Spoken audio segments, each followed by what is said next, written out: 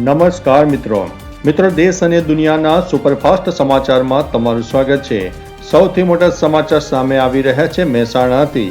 Dudhsagar dairy દ્વારા પશુપાલકો માટે દૂધના ખરીદ ભાવમાં પ્રતિ કિલો ફેટ દીઠ વધારો કરવાની વિચારણા કરવામાં આવી રહી છે। ત્યારે આગળ વાત કરીશું સાબરકાંઠાની।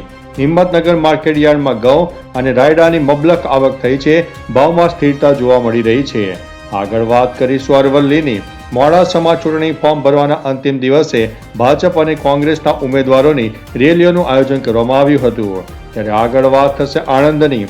સ્થાનિક ચૂંટણી માટે જિલ્લામાં ઉમેદવારોના નામ જાહેર થતા ખુશીનો માહોલ, તો બીજી તરફ કહી ગમનો માહોલ।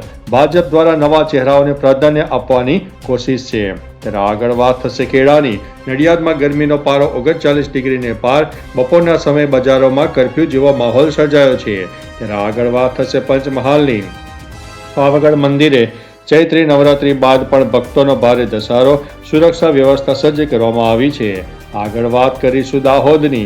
ભાજપના પૂર્વ કારોબારી ચેરમેન ટિકિટ ન મળતા નારાજ થઈને કોંગ્રેસમાં જોડાયા। રાજકીય સમીકરણો બદલાઈ ગયા છે। આગળ વાત કરીશું વડોદરાની। કોર્પોરેશનની ચૂંટણીમાં નિયમોમાં છૂટછાટ આપીને કેટલાક દિગ્ગજ નેતાઓએ ફરીથી ટિકિટ અપાઈ છે। ત્યારે વાત થશે મહીસાગરની। કડાણા ડેમમાં પાણીના સ્તરમાં ઘટાડો, ઉનાળામાં સિંચાઈ માટે પાણી છોડવા માટે રજૂઆત કરવામાં આવી છે। આગળ વાત કરીશું છોટાઉદેપુરની।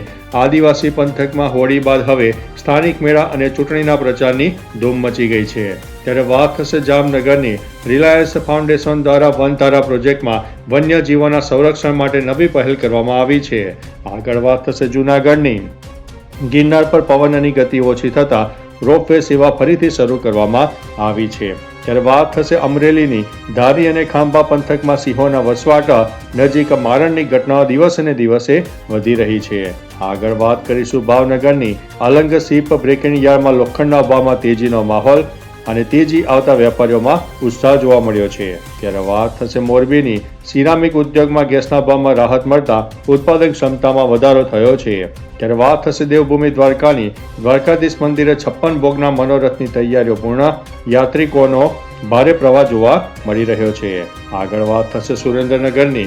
ઝાલાવાડમાં મીઠાના ઉત્પાદનમાં વધારો, નિકાસ માટે ટ્રાન્સપોર્ટ સુવિધાની માંગ। ત્યારે વાત થશે સુરતની। ટેક્સટાઇલ માર્કેટમાં નવા કનેક્શનની ધૂમ।